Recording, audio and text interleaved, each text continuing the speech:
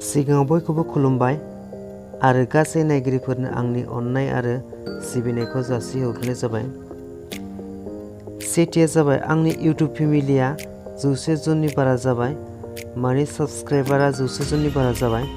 बिनि थाखाय बयखौबो आंनि गोसो गोरबोनिफ्राय रोजा रोजा साबायखर जासिनाय थाबाय।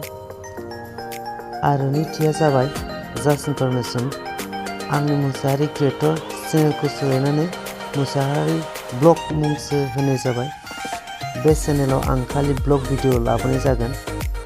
आरो नोंथांमोनहा सोरबाफोर टेक भिडिअ नायगिरिफोर दंबा आंनि नैथि चेनेल टेकनिकेल मुसाहारिनि लिंकखौ डिसक्रिपसनाव होनाय जागोन, बेयाव थांनानै नायनो हागोन।